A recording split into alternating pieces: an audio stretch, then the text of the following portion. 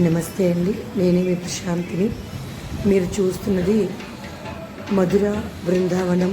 మేము పుష్కర స్నానాల నిమిత్తం యమునా నది పుష్కరాలకు వెళ్ళినప్పుడు సందర్శించిన ఒక దేవస్థానం అండి. ఇది చాలా ప్రాచీనమైన దేవాలయము. అంతేకాకుండా ఇక్కడ స్థానికుల కథనం ప్రకారం ఇక్కడ స్వామివారు తన చిక్కిన వేలతో గోవర్ధన పర్వతాన్ని ఎత్తిన ప్రదేశంగా చెప్తున్నారు. ఇక్కడ స్వామివారు అలాగే ఉన్నారండి. గోవర్ధన పర్వతాన్ని తన చిటికిన వేలతో ఎత్తిన భంగిమలోనే స్వామివారి దర్శనం ఇక్కడ ఉంది. ఇది చాలా ప్రాచీనమైన దేవాలయము.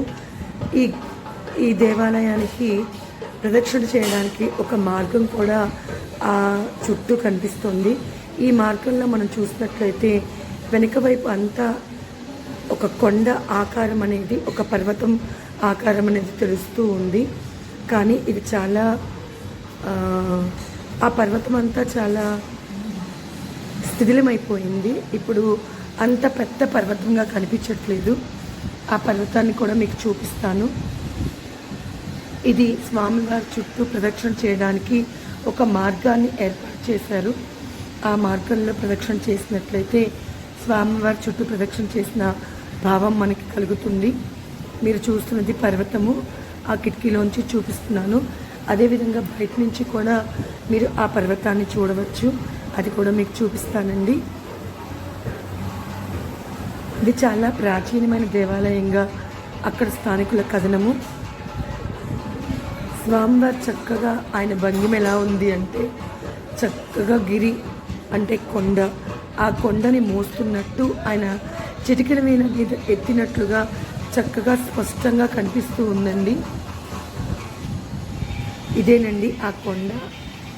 ఈ కొండ మీద ఎక్కటానికి వీలు లేదని, ఇది చాలా పవిత్రమైన కొండ అని అక్కడ పాంప్లెట్ల రూపంలో పెట్టడం జరిగింది. మీరు దాన్ని కూడా చూడొచ్చు.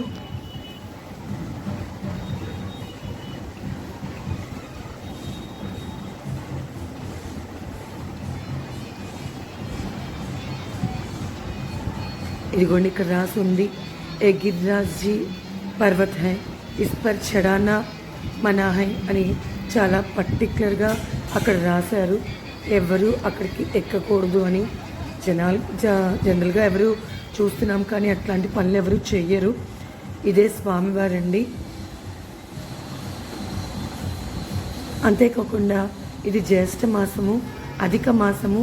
దీన్ని పురుషోత్తమ మాసం అని కూడా పిలుస్తూ ఉంటారట. ఈ పురుషోత్తమ మాసంలో అక్కడ ప్రజలంతా గిరి ప్రదక్షిణ చేస్తారటండి. ఇదిగో మీకు చూపిస్తున్నాను. అతను ఎలా గిరి ప్రదక్షిణ చేస్తున్నాడో చూడండి. ఇలాగే మొత్తం గిరి ప్రదక్షిణ చేస్తారు. నేను కొంతమంది చిన్న చిన్న పిల్లలు చేయటం కూడా చూశానండి. నా నెక్స్ట్ వీడియో ప్రేమ్ మందిర్.